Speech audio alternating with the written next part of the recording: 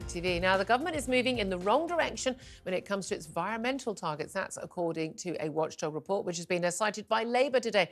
Joining me now to discuss this is Tom Burke. He's chair of E3G, environmental think tank. He's also a former government advisor.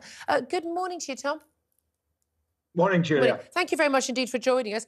This report from the Office for Environmental Protection says the government's largely off track on its environmental targets. Lots of policies have been announced, they're not implemented. It's their second annual report, and they say things like ensuring, this is really basic stuff, clean air, clean water, minimising waste. We're talking about fly tipping today, by the way, and adapting to climate change. They say it's either static or moving in the wrong direction. Do you agree? Yeah, I do agree, actually. And interestingly, I watched your previous item on fly tipping. And one of the things that people don't know about that is the extent to which there's an organized crime component of that, which, again, the Environment Agency has been very slow to follow up on and do something about. A lot of that fly tipping is not done by individuals taking on their own domestic rubbish. Quite a lot of it is actually organized crime, getting rid of domestic, commercial or industrial waste in exactly that illegal way. Yeah. But yeah, the government is on the general environmental performance. It's rather the same old story. Big headlines, small difference. It promised on its election manifesto that it would leave the environment in a better state than it inherited. And as this report makes very clear, it's failing to do that. Yeah, that's the thing. Most people, when they're asked in polls, people often say it's because people are concerned about climate change. People are concerned about the environment. They want to have clean rivers. They want to have clean beaches to swim in. We've seen a huge number of just horrible amounts of sewage going into our water in recent years, and pretty much no one doing anything about it. And they want the countryside to look clean and lovely. And they don't understand why this isn't just done automatically. Who's responsible for this stuff, and why are they failing?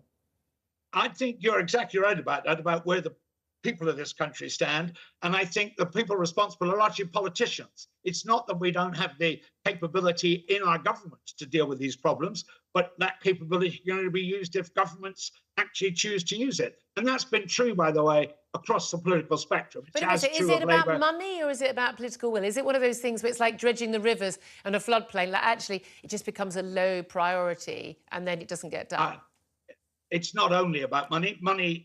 Money does matter. Money is part of it. We've cut for instance, the resources available to the Environment Agency by about 40% in real terms since 2010. But that was building on other cuts that had happened before. But it's also about the amount of attention that politicians pay to the issue and how much attention, if you like, they are giving it in the headlines, so that there's a response by the bureaucrats, by the local officials, by businesses, to the prominence the issue has. But that's it. But no one really cares about it until it's a problem, whereas actually a lot of this work is long-term. It's not sexy, is it? You sort of haven't really got anything to show for it at the end. You haven't got like a big, glamorous new building or a railway line. You've just got not having a problem. And voters tend not to reward you for that. And I think you're right about that. And it is because it's a kind of incremental change, like kind of like a progressive disease that kills you bit by bit, so you don't deal with it. But a lot of that responsibility lies with editors.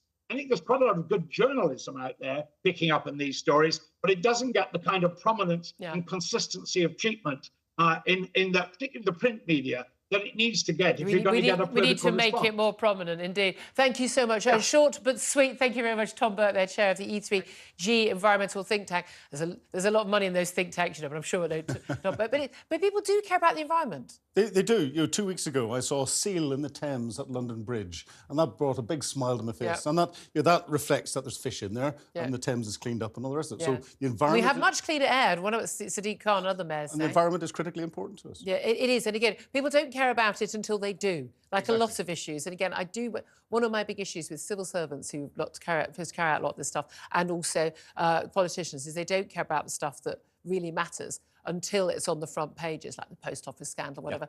And actually, I want them to just be quietly getting on with this stuff the rest of the time. Anyway, thank you very much indeed to Tom Burke and to Philippa Goode.